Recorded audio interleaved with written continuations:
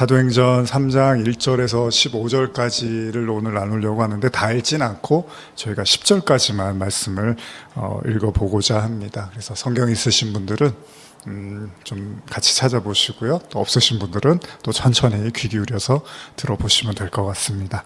사도행전 3장 1절에서 15절까지 한번 같이 읽어보겠습니다. 제9시 기도 시간에 베드로와 요한이 성전에 올라갈새 나면서 못 걷게 된 이를 사람들이 메고 오니 이는 성전에 들어가는 사람들에게 구걸하기 위하여 날마다 미문이라는 성전 문에 두는 자라.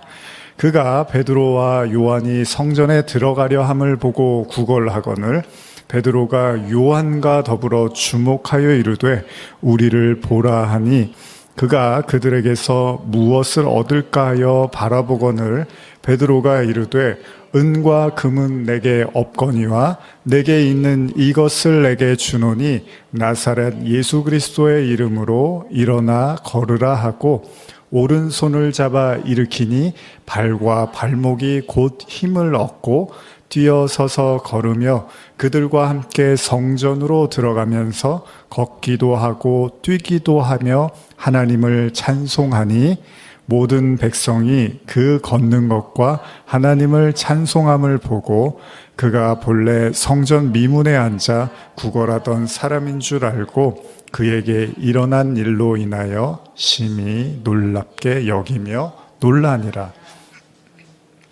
그 이후에 15절까지의 말씀도 있는데 오늘은 10절까지 읽고 또 여러분들이 남은 구절들은 같이 또 보셨으면 좋겠습니다.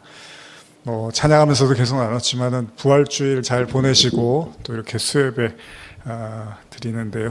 우리 온라인으로 또 이 자리에 계신 우리 성도님들도 같이 인사했으면 좋겠어요. 부활의 능력으로 축복합니다. 이렇게 인사해 볼까요? 우리 보이지 않지만 서로 다 부활의 능력으로 축복합니다. 예, 감사합니다. 이제 지금 저녁 되면 저희 창가에 이제 도로가 이렇게 보이는데 경치가 되게 좋습니다. 차들이 이렇게 지나가고 이제 네온 사인들, 간판들도 이렇게 번쩍번쩍하고 근데 그런 가운데서 이제 또 예배 드리시려고 여러분들이 이제 오시고 또 온라인을 키시고 이렇게 해서 이제 같이 예배 드리는 거잖아요. 볼 수는 없지만 이렇게 느껴지는 것 같아요. 예배 드리시는 분들의 마음들 또 그런 우리도 알게 모르게 서로 이렇게 하나님께서 그런 마음들을 교제하게 하시는 게 아닐까 생각을 해봅니다. 부활의 능력, 십자가의 능력, 제가 참 좋아하는 말이기도 한데요. 십자가의 능력이라는 말 되게 좋아하는데 복음의 핵심이죠. 사실은 십자가, 부활, 이게 사실은 복음의 전부잖아요. 예수님이 죽고 부활하셨습니다. 그래서 제자들도 성령 받자마자 제일 많이 하는 얘기가 뭡니까? 예수님이 죽었는데 살아나셨다. 이 이야기를 계속해서 이제 반복해서 말씀을 나누고 있죠. 오늘은 이제 3장으로 저희가 넘어와서 여러분들이 잘 아시는 성전 미문에서 이제 걷지 못하는 앉아 있는 앉은뱅이라고 우리가 표현하는데 그 사람에 대한 이제 이야기를 여러분과 좀 나눠 보려고 하는데요. 사실 두 가지 큰 주제가 있습니다. 하나는 여러분들이 잘 아시는 것처럼 40년, 이 사람이 이제 40살 정도 됐다고 해요. 사도행전 4장으로 넘어가 보면 이 사람이 이제 40살 정도 됐다는 표현이 나오는데 40년 가까운 시간 동안에 이제 그냥 걷지 못하고 앉아서 지낼 수밖에 없었던 사람이에요. 근데 이 사람이 이제 오늘 치유를 받는 거잖아요. 그리고 또 한 가지 사건은 뭐냐면 제자들이 성령을 받자마자 이제 복음을 이렇게 구약의 말씀을 선포하면서 그 디아스포라 유대인들에게 예수 그리스도의 부활하심을 막 이야기하잖아요. 그런데 그리고 나서 뭘 했느냐? 그리고 막 나서 3장으로 넘어오면서 일어난 사건이죠. 그러니까 좀 우리가 좀 깊게 생각해 보면 성령이 임하자마자 이들이 한 행동들이 중요하잖아요. 그게 방언이었고 복음을 전파하는 거였는데 그 다음이 병을 고치는 거죠. 근데 제가 이따가도 말씀을 드리겠지만 이 기적에 대한 부분에서 성경은 사실은 예수님도 그렇고 많은 기적들이 일어납니다. 구약에서도 마찬가지잖아요. 구약에서도 그렇고 신약에서도 기적이 많이 일어납니다. 근데 이제 저도 이전에 설교할 때 이 기적에 대해서 너무 이렇게 집중하고 기적에 대해서 너무 관심을 두는 거에 대해서 조금 조심해야 될 필요가 있다는 말씀들을 간혹 드리긴 했는데, 그런데 오늘은 한번 이런 생각을 해보는 거예요. 그럼에도 불구하고 예수님이 기적을 굉장히 많이 행하셨다고 해요. 요한복음이나 그 복음서 마무리할 때도 예수님이 하신 일들이 너무나 많았고, 그 중에 대표적인 것들이 병을 고치고 또 귀신을 쫓아내는 이적들과 기사들 많이 나타냈단 말이죠. 그리고 사도행전에 와서 제자들이 지금 성령을 받고 복음을 전하다가 그 다음에 앉아있는 안진뱅이를 일으켜 세우는 이 사건이 3장에 등장을 하는 거예요. 무엇을 의미할까요? 사실 예수님은 오병이어 사건 때도 오병이어 그 사람들에게, 말씀을 듣기 위해서 모인 사람들에게 그 엄청난 기적을 일으키셨지만 이거를 사람들한테 가서 말하지는 말라고 했단 말이죠. 그만큼 예수님이 기적에 대해서 지나치게 좀 잘못된 그런 욕심으로 접근하는 거에 대해서 예수님은 좀 배격을 하려고 했단 말이죠. 조심스럽게 이야기하셨단 말이에요. 그런데 지금 여기서 또 이제 기적이 일어나는데, 사실은 사도행전 2장도 보시면 어떻죠? 2장에서도 성령이 오시고 기적이 뭐죠? 갈릴리 사람들이란 말이에요. 갈릴리 사람들은 거의 무학자라고 보시면 됩니다. 그러니까 제자들은 거의 공부를 한 적이 없는 사람들이 이제 다수였을 거라고 본단 말이에요. 근데 그 사람들의 입에서 다른 나라, 다른 언어의 말을 하는 것 자체가 뭐죠? 기적이잖아요. 이적이 일어난 거예요. 그래서 여기에 사람들이 혹하고서 뭐 술에 취했나 보다 이랬는데 나중에 이제 그게 아니라고 이제 베드로가 이야기를 하잖아요. 이것도 기적이란 말이에요. 그런데 3장에서 오늘 이 본문도 앉아 있었던, 성전 미문에서 앉아 있었던 사람이 일어나게 되는 엄청난 기적이죠. 이 사람한테는 어마어마한 기적이에요.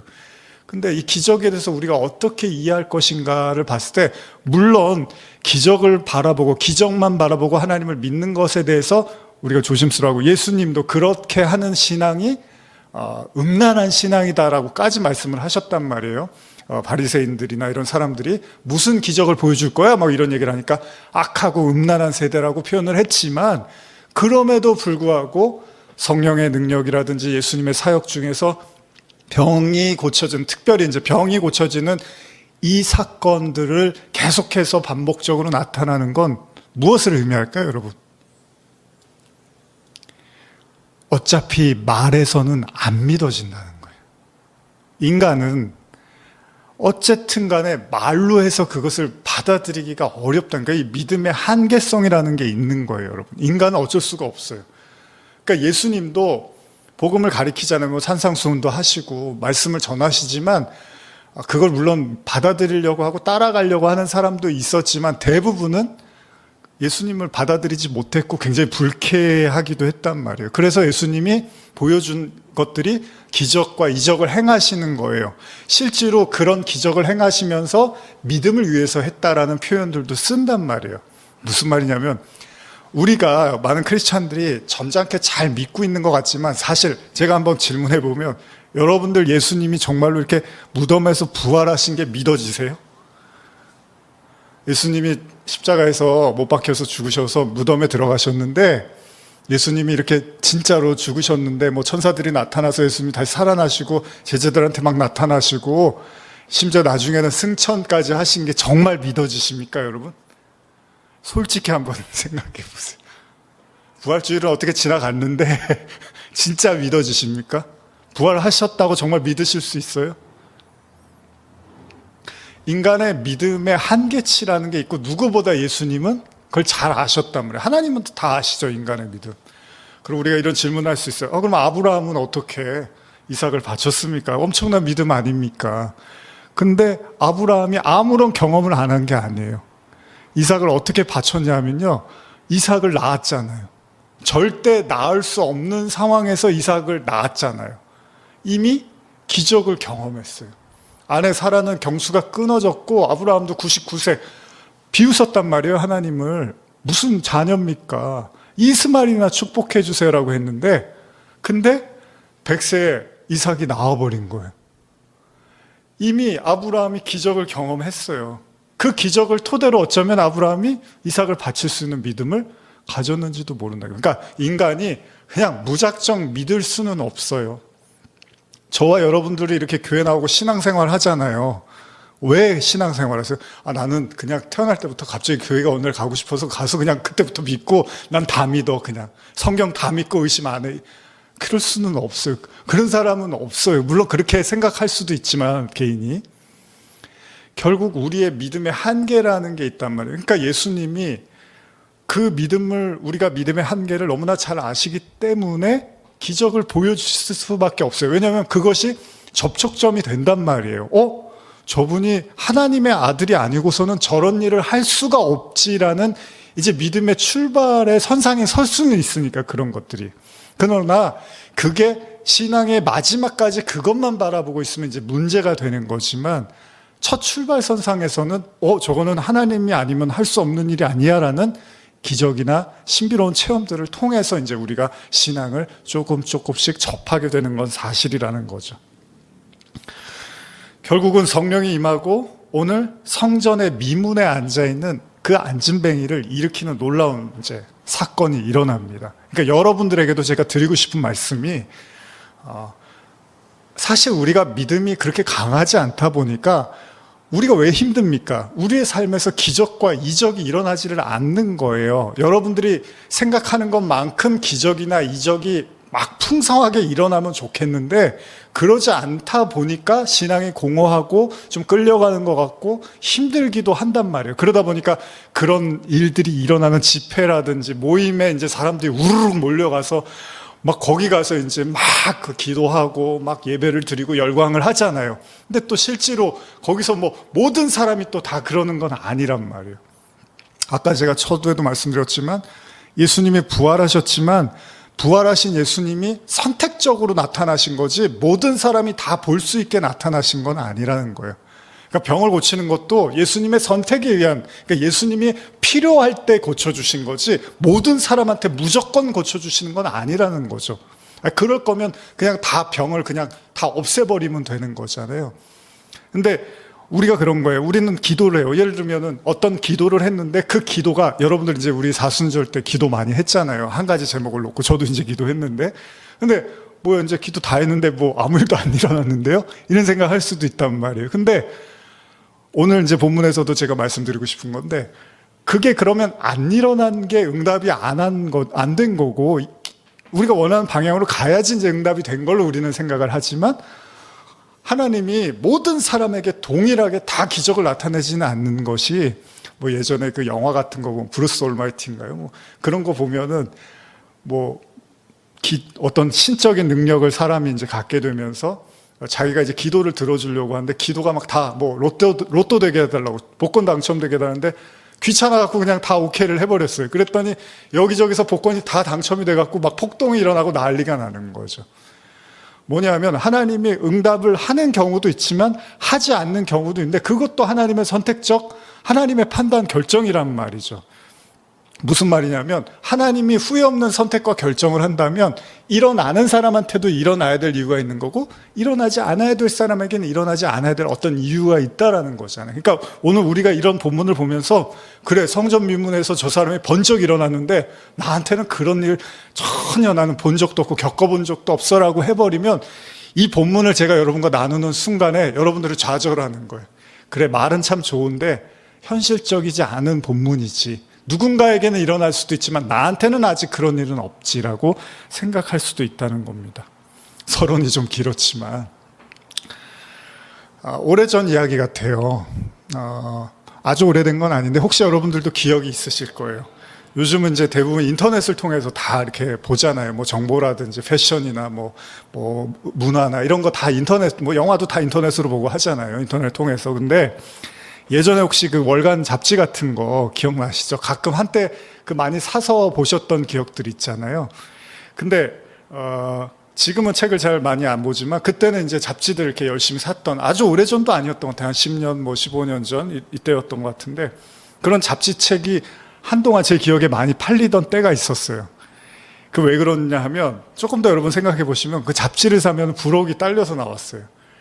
근데 그 잡지보다는 그 부록이 굉장히 이제 좋은 게 나올 때가 있어요. 그래서 여성 잡지 같은 경우에 이제 화장품이 이제 뭐 여성용품이나 화장품 같은 게 좋은 게 선물로 나오면 이제 잡지를 막 사는 거예요. 사람들. 잡지를 안 봐도 그게 이제 싸니까 잡지 가격으로 그 물건을 살 수 있으니까요. 그래서 저도 기억해 보면 이제 영화를 좋아하다 보니까 영화 관련 잡지를 사면은 영화 DVD가 이제 딸려서 나오는. 그래서 다음 달에는 어떤 영화 DVD가 나올까? 부록으로 그걸 준단 말이죠. 그런 경우가 있었는데 사실은 이제 우리가 뭐라고 하죠 이거를 뭐 배보다 배꼽이 더 크다 그러기도 하고 뭐 기타 등등 뭐 제사보다 제밥에 관심이 있다고도 하고 그런 표현을 쓰는데, 그러니까 진짜 책보다는 이제 그 선물에 더 관심이 있었던 거잖아요. 어린 시절에 여러분들도 그런 기억이 있을 거예요. 명절이 되면은 이제 중학교, 고등학교 정도 되시면 이제 그 가족 모임 가고 그러는데 이제 좀 크면은 별로 안 쫓아가고 싶어지잖아요. 어렸을 때는 이제 별 생각 없이 가면 재밌고 놀고 하니까. 근데 이제 중학교 되고 이러면 친구들하고 노는 게 좋으니까 별로 이제 뭐 모임 같은 데 가면 잘 안 가려고 애들이 그러잖아요. 근데 또 가는 이유가 또 있죠. 가면은 이제 주머니가 두둑해지잖아요. 어른들이 이렇게 용돈 주고. 그러니까 뭐 명절, 추석이나 설날 같은 때 되면 이제 한몫 챙길 수가 있는 거죠. 물론 이제 어머니가 다 이제 절하고 뒤에서 따로 만나서 이제 달라고 하시는 경우도 있지만, 우리가 어떤 행동을 하면은 덤으로 얻게 되는 그런 것들이 있단 말이죠. 청년 시절에 제가 가끔 친했던 그 선배 목사님하고 그 역 주변에 있는 지하상가가 있었는데, 거기 제가 이제 식당들이 여러 군데 이렇게 있었는데, 거기를 자주 갔는데, 아무래도 이제 대학 막 졸업하고 뭐 주머니 사정이 썩 좋지가 않았을 때였다 보니까 이제 좀 저렴한 곳에서 먹으려고 하는데, 이제 거기에 가면은 이제 놀랬던 거죠. 처음에 그냥 찌개를 하나 먹는데 가격이 너무 저렴해서 이거 둘이 먹기에 참 아주 싸게 저렴하게 먹을 수 있겠다라고 생각을 했는데, 반찬이 딸려 나오는 반찬이 7, 8가지가 되고 밥도 이렇게 퍼주시고 거기에다 계란 후라이까지 하나 얹어주시니까 이게 뭐 진수성찬이 따로 없는 거예요. 그래서 참 만족했던, 그래서 아마 작년인가도 한번 이렇게 그분하고 같이 가서 또 밥 먹으면서 허허 하면서 이렇게 먹었던 기억이 나는데, 가끔요 우리 삶에도 생각지도 못했던 우리가 덤으로 주어지는 것들이 있습니다. 원래 생각하고 목적했던 것보다 훨씬 더 많은 것들이 주어질 때가 있습니다. 오늘 본문에 등장하는 사람, 바로 이 사람, 사도행전 2장에서 성령을 받았던 제자들이 갈릴리 지방의 출신, 그러니까 아까도 말씀드렸지만 학문을 거의 접하지 못했던 사람들이란 말이에요. 근데 방언도 하고, 이제 방언에서 끝이는 게 아니라 이제 하나님의 능력을 나타내는데, 이게 바로 사도행전 3장이잖아요. 아까도 말씀드린 것처럼 별 얘기가 아닙니다. 그냥 기적의 이야기입니다. 성경에 많이 있는 기적의 이야기입니다. 근데 이 사람이 성전 미문에 있었다고요. 여기서 미문은 어떤 문이죠? 작은 문이죠?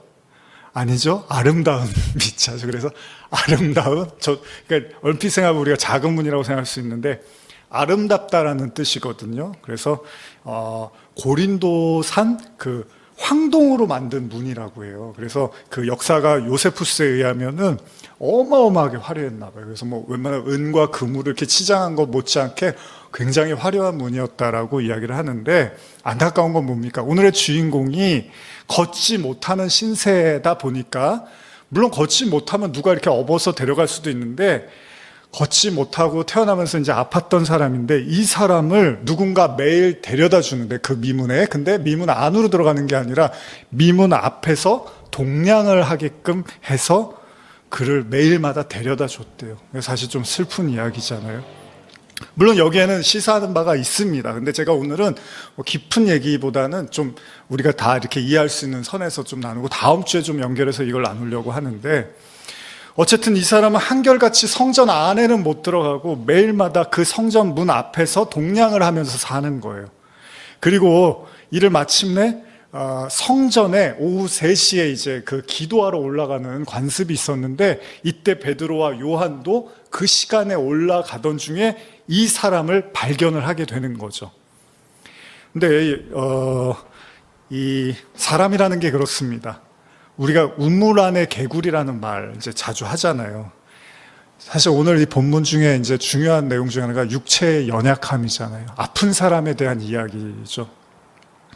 여러분, 아프면 어떻죠? 이제 아파 보신 분들은 아시지만, 저도 이제 교회에서 주일에 이렇게 또 뭐 건강 때문에 어려움 당하시고 하면 이렇게 이야기 나누고, 저도 뭐 그렇고요. 그런 이야기들 나누고 하는데, 몸이 많이 아프면 어떻죠? 이게 생각하는 게 이렇게 주저하게 되는 거죠. 이렇게 생각하는 게 과감해지지 못하고 좀 이렇게 두렵고 소심해질 수밖에 없습니다. 왜냐하면 건강할 때는 아무렇지도 않던 게요, 몸이 아프기 시작하면 그 부담 없이 건강할 때는 그냥 아무렇지도 않게 행동했던 것들이 건강이 나빠지면 다 하나씩 다 부담스러워지기 시작을 하는 거죠. 저도 이제 뭐 주일에 가끔 나눴었지만, 지금 이제 많이 좋아져서 말씀드리지만, 작년 말에 이제 갑자기 그 병원에 갔다가 이제 너무 피곤해서 검사를 받았는데, 그 의사가 보면서 수치를 보고 놀라는 거예요. 그래서 빨리 입원을 하셔야 될 것 같다고, 큰 병원에 가라고 이제. 그래서 간 수치가 굉장히 갑작스럽게 올라간 거예요. 그래서 이제 병원에 갔는데 이제 며칠 새에 더 많이 올라가 버렸어요. 그래서 굉장히 이제 비정상적으로 막 올라가니까, 아까 그랬는지 되게 피곤했어요. 이제 교회 이전하고 그러면서, 그래서 그랬는지 피곤했는데, 이제 의사가 한 달 정도 약을 좀 먹으면서 지켜보다가 안 되면 이제 좀 더 다음 단계를 생각해야 될 것 같다고 이제 얘기를 했어요. 그러다 보니까 이제 와서 되게 조심했어요. 의사가 정말 입원하는 것처럼 집에서 행동하라고 하더라고요. 그래서 정말 이제 조심하면서 있었는데, 이제 문제가 뭐냐면 이제 먹는 게 힘들어지더라고요. 간이 나빠지니까. 그래서 이제 죽을 먹는데, 저도 죽을 좋아하지 않거든요. 죽을 먹는데 이제 호박죽이 소화가 잘 된다고 호박죽을 엄청 먹었어요, 그 당시에. 근데 죽을 먹거나 아니면 이제 밥을 못 먹겠더라고요. 그래서 밥도 끓여서 이제 먹고 한 달 정도 이제 그렇게 식사를 해서 되게 조심스럽게. 근데 조금만 욕심부려서 뭐 기름기가 있거나 아니면 뭔가 좀 너무 달거나, 뭐 과일도 그렇고요, 뭔가 잘못 들어가면은 여기가 탁 막히면서 그때부터 너무 힘든 거예요. 막 구토도 많이 하고. 그래서 먹는 게 이렇게 곤혹스럽구나라는 걸 이제 오랜만에 또 많이 느꼈던 시간이었는데, 옆에서 이제 제 아내하고 딸하고 이제 아주 맛있게 막 피자랑 떡볶이랑 뭐 치킨이랑 이렇게 먹는데, 근데요, 제가 그걸 보면서 나도 먹고 싶은데 이런 생각이 들면은 좀 힘들었겠는데, 다행히도 식욕이 너무 없으니까 보는 것도 별로 이렇게 뭐 맛있어 보이지도 않고 먹고 싶지도 않았어요. 좀 지겹기는 했지만 양배추 썰어갖고 아주 많이 먹었고요. 그리고 이제 미나리 좀 사다가 끓여달라고, 그 미나리가 좋다고 해서 그런 거 국물을 계속 나중에 이제 물리기는 하더라고요. 근데 어쨌든 속이 편한 게 좋더라고요. 뭐 맛있는 거 안 먹어도 좋으니까 속만 편했으면 좋겠다. 그러다 보니까 이제 체력이 떨어지고 몸무게가 이제 체중이 빠지기 시작을 하더라고요. 그러다 보니까 어느 날 이제 혼자 있는데, 갑자기 설교하는 것도 걱정이 되고, 기운이 너무 없으니까. 그리고 이게 혹시 회복이 잘 안 돼서 이 수치가 빨리 정상으로 못 와서, 이제 교회는 어떻게 해야 되지? 이제 이전한 지 얼마 되지도 않았는데, 막 그런 생각이 든 거예요. 원래 간 안 좋으면 증상이 뭐죠? 대표 증상이? 극심한 피로거든요. 그리고 무기력함이거든요. 거기에 맞물려서 막 힘이 든 거예요. 근데 이제 한 달 정도 지나면서 안 되겠다 싶어서 이제 성도분들, 가까운 분들한테, 우리 성도분들하고 이제 가까운 분들한테 기도 요청을 좀 했어요. 이거는, 이렇게 하다가는 안 되겠다. 기도라도 좀 부탁해야겠다. 그래서 이제 기도해 주시고 막 위로도 해 주시고 저한테 도움도 주시고 막 이러면서 어느 순간부터 이제 조금씩 좋아지기 시작하더라고요. 그래서 조심조심, 지금도 이제 사실 먹는 걸 많이 조심하는데, 그래도 많이 좋아졌습니다, 지금은. 어쨌든 감사하죠. 하나님께서 또 사람들, 성도분들을 통해서도 그렇고요. 여러분, 아무래도 몸이 아프면요, 이 생각이 위축이 됩니다. 그러면서도 이제 힘든 몸으로 또 위대한 일들을 하시는 분들이 있긴 있잖아요. 간증이나 이런 걸 통해서. 그러나 대부분은요, 건강이 나빠지면은 치명적인 요소가 됩니다. 그리고 그 강도가 세지면요, 이제 스스로에게 어떤 가능성을 찾기가 어려워집니다. 그리고 나중에 자포자기하게 돼요. 그렇잖아요. 근데 어떤 사람은 이제 그래도 정신력으로 버텨야지, 이런 사람들이 있는데, 그렇게 해서 몸이 호전이 되면 좋은데, 그 정신력으로 행동했던 게 오히려 몸을 더 망가뜨려 버리면, 그때는 이제 그 여력마저도 이제 없어지겠죠.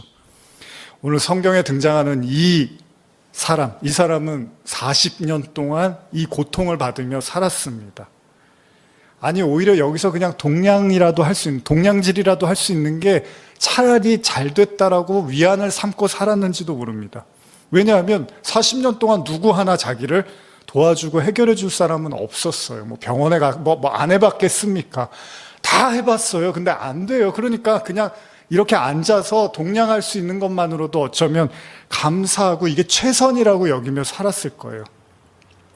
그러다 보니까 그가 사람들한테 바라는 건 뭐죠? 딱 하나예요.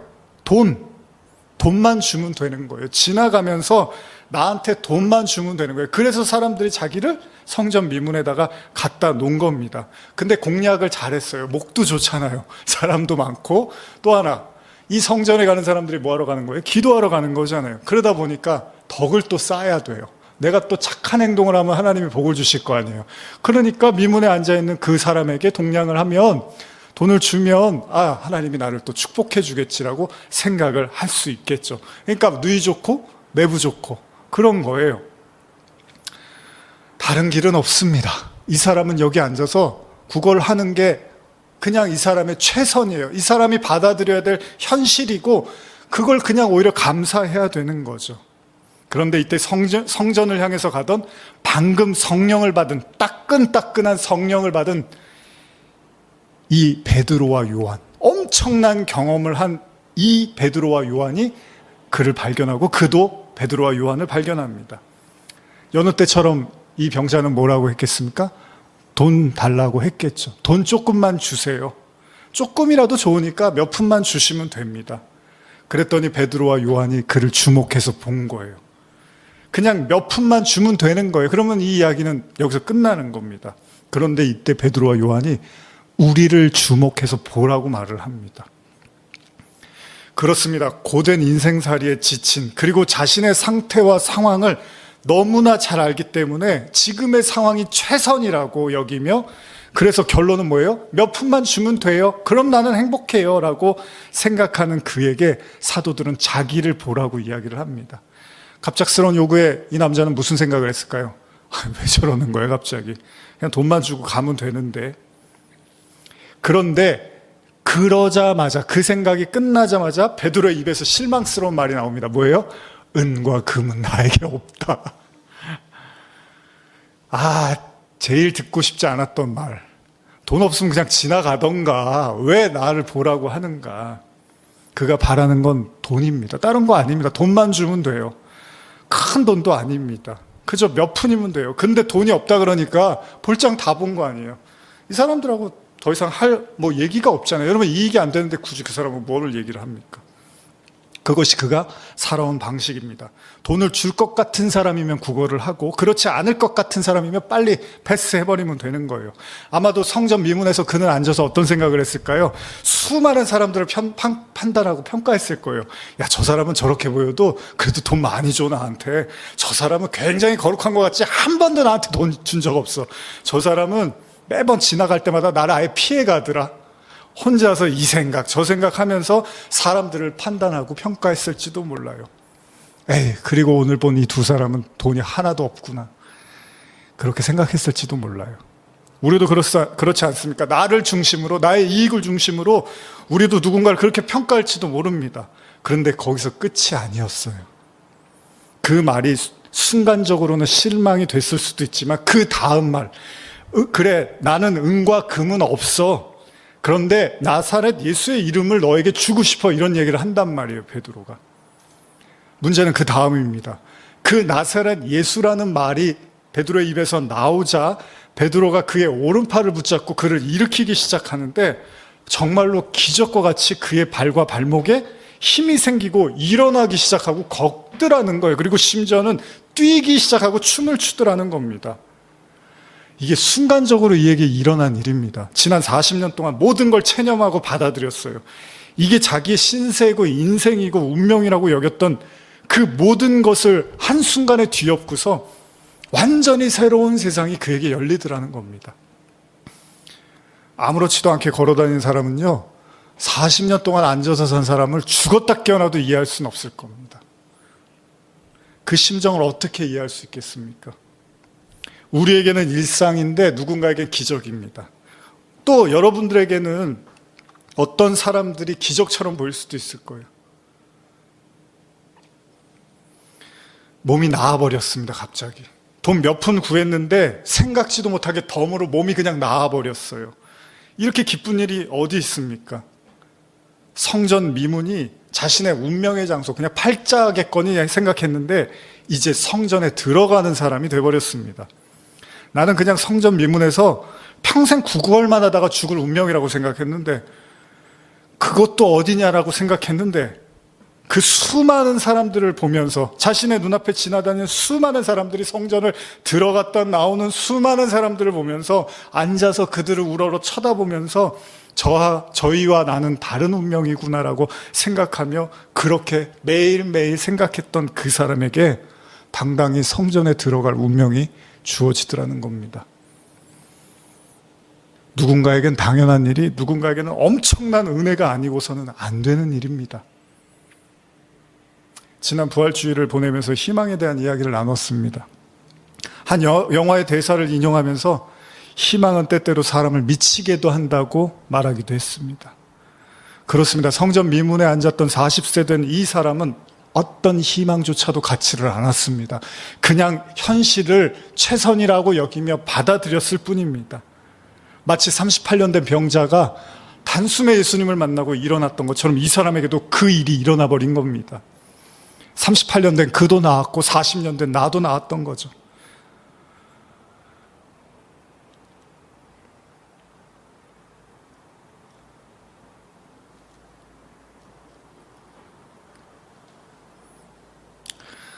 어쩌면 성전을 드나드는 사람들은 느끼지 못했을 이 성전에 들어가기 위해서 얼마나 커다란 은혜가 필요했는지를 이 사람은 뼈저리게 깨닫게 된 거죠. 제가 좀 준비해온 설교가 더 있는데 그냥 좀 축약해서 말씀드리면, 중요한 건 뭐죠? 기적이 일어나는 게 아니라 성전에 들어가게 한 겁니다. 베드로와 요한이 성령 받고서 기적을 보여준 이유도 있습니다. 많은 사람들이 주목했어요. 실제로 4장에서 이 이야기는 계속됩니다. 3장 이후부터. 그래서 어쩔 수 없어요. 인간은 봐야지 믿으니까 이 기적이 그렇게도 활용이 되기도 해요. 그러나 성경이 정말 말하고 싶은 건, 하나님이 이 영혼에게 기적을 베푸신 가장 큰 이유는 그를 성전에 들어가게 하기 위함이었습니다. 다른 사람들은 두 다리가 멀쩡하니까 성전 가는 게 부담스럽지 않습니다. 그러나 이 사람에게는 40년 동안의 갈망과 기다림 속에 받은 은혜이기 때문에 성전에 가는 게 기적인 거예요. 제가 좀 더 구체적인 얘기를 나누고 싶은데 이건 다음 주에 좀 연결해서 나누려고 합니다. 중요한 건 뭡니까?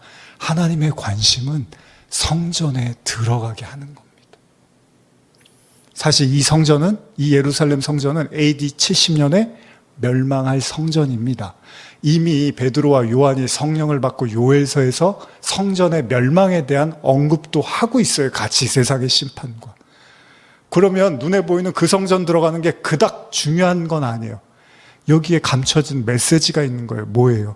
진짜 성전의 의미, 진짜 성령을 받은 자를 우리가 성전이라고 하잖아요. 그들을. 간단히 말씀드리면, 이 땅의 모든 인간은 스스로의 힘으로는 하나님의 성전에 들어갈 수 있는 사람이 아무도 없다는 거예요. 그래서 예수님이 십자가를 지고 자기 육신을 휘장처럼 찢어서 하나님의 그 깊은 지성소 안으로 들어오게 하신 거잖아요. 그런데 유대인들은 아무렇지도 않게 성전을 들락달락 했단 말이에요.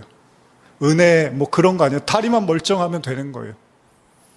그러나 하나님은 이 40년 동안 갈망하고 고통받고 기다리고 앉아 있었던 이 영혼에게 찾아가서 단숨에 은혜를 베푸시고, 네가 이 은혜로 성전에 들어갈 자격을 얻었다라고 말씀하고 있는 거죠. 베드로와 요한을 통해서. 그리고 그것은 베드로와 요한의 현실이기도 한 거예요. 자신들도 똑같다는 거예요. 원래 자신들도 성전에 들어갈 수 없는 자였지만 하나님의 십자가와 그 부활의 그 성령의 은혜로 성전을 들어갈 수 있는 자가 되었다는 걸 동시에 보여주고 있다는 거죠.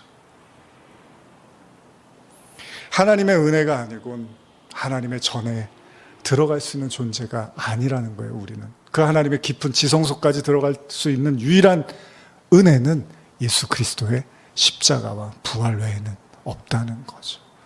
성령은요, 바로 성전에 들어가는 이 영혼을 통해서 그 성전, 하나님의 나라를 연상시키는, 그가 춤을 추며 기뻐하며 그렇게 성전으로 들어가는 모습을 우리에게 보여주고 있는 겁니다. 여러분들의 40년은 어떠십니까? 여러분들의 40년은 그 40년으로 끝이 나지 않을 것입니다. 여러분들이 하나님을 바라보고 있다면. 물론 이 사람은 하나님을 찾지도 않았습니다. 그러나 하나님의 은혜를 갈망하는 자에게 하나님은 여러분들이 생각지도 못했던 그때의 엄청난 은혜로, 하나님의 전으로, 하나님의 깊은 곳까지 들어가는 은혜를 허락하실 줄 믿습니다. 기도하시겠습니다. 하나님 아버지, 우리 안에 임하여 주시옵소서. 또한 내가 주님 안에 거하기를 원합니다. 어쩌면 나도 40년 동안 성전 미문에 앉아있는 자와 다르지 않을 수도 있습니다. 40년 믿었지만 문 앞에 앉아있는 사람일 수도 있습니다. 나도 일어나 그 문 안에 들어가고 싶습니다. 오늘 말씀을 듣는 모든 영혼들에게 그렇게 하나님의 전으로, 하나님의 깊은 곳까지, 성소와 지성소, 그 깊은 하나님의 임재 속으로 들어올 수 있는 은혜를 허락하여 주시옵소서. 기적이 일어나는 것도 기적이지만 기적이 일어나지 않는 것도 기적임을 잊지 않게 하여 주시옵소서. 예수님의 이름으로 기도합니다. 아멘.